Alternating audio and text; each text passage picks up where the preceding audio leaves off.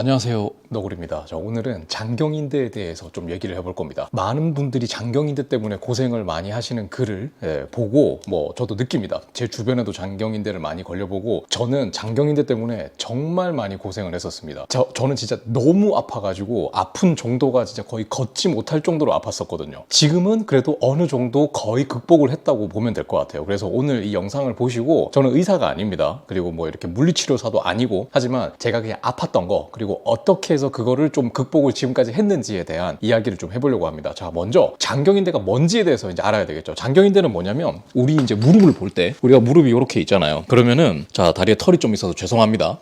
자, 여기에 보면 요거 보이죠? 요겁니다. 요거 여기에. 그러니까 이 허벅지에서 근육이 이렇게 내려오죠. 요 근육이 요 뼈가 이 아래 뼈와 윗뼈가 있잖아요. 이 근육에 있는 건이 여기 붙어요. 여기 이 인대라고 해야 되나? 하여튼 그게 얘가 요렇게 해서 여기 붙습니다. 자, 그럼 우리가 페달링을 할 때 무릎이 이렇게 계속 수없이 움직이죠. 자, 그럼 문제가 뭐냐면 이 얘가 요렇게 저 지금 보시다시피 요렇게 하면서 이 뼈 여기 손을 만져보면 이렇게 볼록 튀어나온 뼈가 있죠. 근데 이 건이 요렇게 움직이면서 그 계속 이렇게 왔다 갔다 하는 겁니다. 자, 그러면은 요 계속 왔다 갔다 하면 어떻게 되겠어요? 마찰이 생기겠죠. 자, 마찰이 생기면은 이게 아무리 이게 몸속에서 우리의 이렇게 좀 유연하게 이런 윤활유 같은 게 우리 몸속에 자연적으로 있기는 해도 이게 수없이 하루 종일 움직이잖아요. 하루 종일. 자전거 타면 하루 종일 타니까. 자, 그러면 여기에서 이제 마찰이 생기고 이제 염증이 생기는 대충 그런 겁니다. 저는 의학적인 건 모르고 저도 제가 인터넷 열심히 검색해서 본 게 그런 거예요. 자, 그러면 여기에 염증이 생기면 어떻게 되냐면 진짜 아픕니다. 정말 저는 얼마나 아팠냐면 이 아침에 누워서 잤다가 이제 일어나야 되잖아요. 그러면 다리를 무릎에 폈던 거를 구부릴 때 이 구부릴 수가 없을 정도로 너무 아팠어요. 자, 근데 여기서 또 하나 중요한 거는 뭐냐면 장경인대가 아닌데 장경인대로 오해를 하시는 분들이 있습니다. 아, 내가 여기가 좀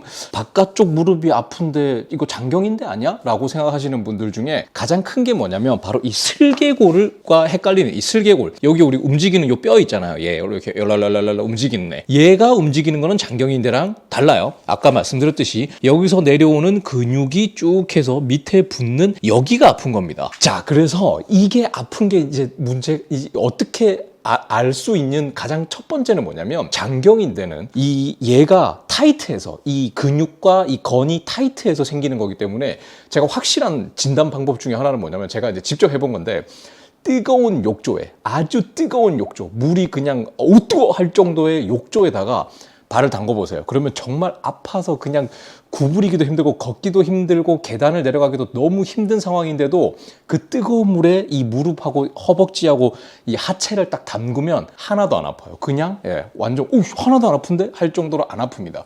그게 가장 정확한 장경인대 진단법이에요. 네, 그렇게 되면 확실히 장경인대입니다. 자, 장경인대가 만약에 근데 확실히 아픈 게 맞다라고 한다면 첫 번째, 무조건 그 자전거 라이딩을 그만둬야 됩니다.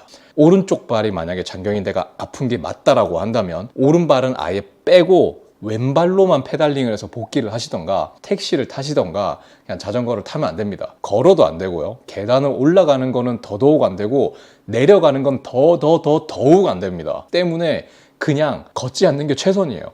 아프면은 이 장경인대는 영어 이름으로 하면 앞에 어쩌고 저쩌고 한다는 뒤에 신드롬이라고 적혀 있어요. 신드롬. 그러니까 뭐냐면 그만큼 걷거나 등산을 하거나 달리기를 하거나 이 자전거를 타는 사람들에게는 굉장히 흔하게 일어나는 그냥 신드롬입니다. 말 그대로. 그냥 어디가 이렇게 얻어맞아서 아픈 게 아니라 그냥 흔하게 어떻게 보면 굉장히 흔하게 겪을 수 있는 일이에요. 자, 그래서 첫 번째는 무조건 쉬어야 됩니다. 저도 장경인대가 아파서 2주 동안은 거의 그냥 최소한의 걷는 거 말고는 거의 운동은 아예 하지 않았습니다. 그러니까 점점 좋아져요. 근데 이게 또 문제가 뭐냐면 사람이 마음이 조급하죠. 내가 자전거를 열심히 타왔는데 그게 또 없어질까 봐. 그러면 또 아픈데도 무리해서 좀 탄단 말이에요. 그러면 안 됩니다. 자, 그래서 충분히 쉬어주는 게 첫 번째입니다. 자, 두 번째, 보온을 잘 해야 됩니다. 예방을 하기 위해서는.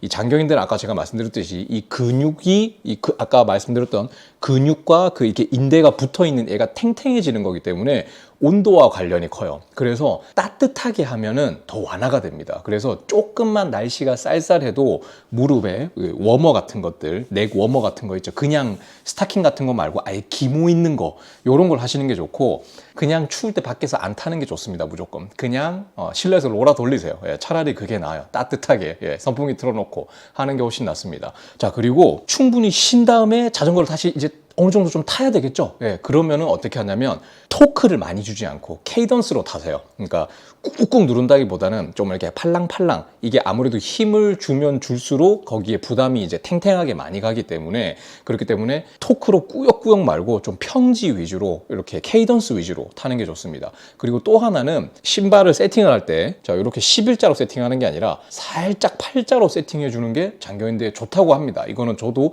여기저기 많이 제가 아팠을 때 진짜 외국 거, 한국 거 뭐 검색 엄청나게 많이 해보면서 안 건데, 그렇게 하는 게 더 좋다고 합니다. 그리고 페달링을 할 때 무릎을 이렇게 페달링을 하잖아요. 우리가 페달링을 할 때 이때 저는 개인적으로 이렇게 뭐라고 해야 되지? 이렇게 안쪽으로 좀 모으는 게 예방을 하는데 좀 더 좋지 않나라고 생각합니다. 왜냐하면 밖으로 뺄수록 이 무릎뼈가 바깥으로 가기 때문에 더 마찰이 크지 않나라고 생각합니다. 이런 것도 저는 신경 써서 하도 고생을 많이 해봤기 때문에 그런 것도 신경 써서 하고 있고요. 그리고 또 한 가지는 뭐냐면 많은 인터넷이나 이런 곳에 찾아보면은 두 가지 방법인데, 하나는 스트레칭, 그리고 또 하나는 폼롤러로 이거를 마사지를 해주라고 합니다. 자, 스트레칭 같은 경우는 어떻게 하냐면, 이거는 최진용 코치님께서 이제 배운 건데, 자, 이렇게 보시면 발이 이렇게 있죠. 자, 이렇게 있는 상태에서 제가 이쪽을 스트레칭 한다고 생각할게요. 이쪽을 스트레칭을 해야 되겠다라고 하면 이 발을 뒤쪽으로 보내고요. 요렇게. 그리고 요거 뒤에 요걸 하나 잡고, 자, 이렇게 꾹 이렇게 쭉 늘려줍니다. 자, 그러면은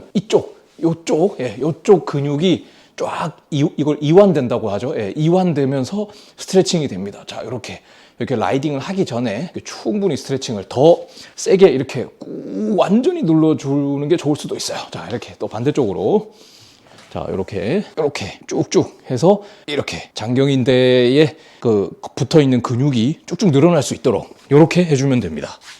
자, 이거를 라이딩 시작하기 전에 스트레칭을 해주면 좋고요. 또 마찬가지로 이 장경인대 쪽을 폼롤러 있잖아요. 우리가 요가 할 때나 할 때 쓰는 폼롤러 가지고 체중을 살짝 실어가지고 문질러주면 좋다고 합니다. 그러니까 이게 내가 장경인대가 여기 있다면 폼롤러를 밑에 놓고 이렇게 스트레칭을 하는 거죠. 이렇게 하면은 효과가 있다고 하는데, 저는 개인적으로 폼롤러로 누르게 되면 오히려 거기에 더 자극을 주는 게 아닌가 싶어서 사실 폼롤러는 하지 않고, 제 개인적인 생각이지만 그냥 스트레칭만 좀 많이 하는 편입니다. 그리고 이거는 염증이에요. 염증. 이게 계속 이게 마찰로 인해 생기는 염증이기 때문에 소염제는 그래도 좀 약한 걸로 사셔가지고 드시는 거를 또 개인적으로 추천합니다.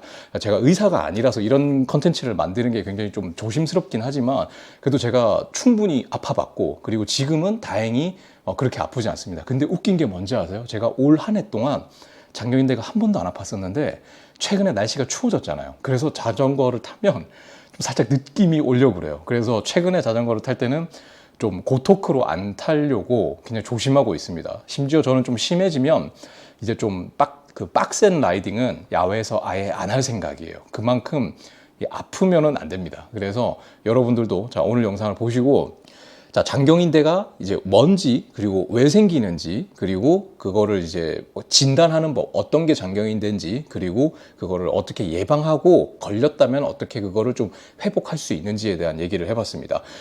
제가 말씀드린 것 중에서 가장 중요한 거는 역시나 휴식입니다. 네, 아픈데, 그러니까 이게 힘들고 근육통은 타도 돼요. 그러면은 좀 내가 뭐라고 해야 될까, 근육이 아플 때 더 타는 거는 오히려 근육을 단련시킬 수도 있겠죠. 하지만 이 장경인대가 아프고 한 거는 만약에 그래도 계속 타잖아요. 그러면은 다시는 자전거를 못 탈 수도 있습니다. 그러니까 장경인대가 아픈 게 확실하다면 무조건 쉬세요. 예, 다른 무엇보다 쉬는 게 제일 첫 번째입니다. 그리고 이거는 날씨와도 굉장히 큰 관련이 있다고 말씀드렸죠. 그러니까 보온 확실히 하시고, 뭐 따뜻하게 하시고, 그리고 그냥 좀 불안하다, 좀 아프다 하시면은 겨울에는 그냥 타지 마세요. 그리고 날씨가 조금만 선선해져도 무릎에 워머를 하시는 게 좋을 것 같습니다.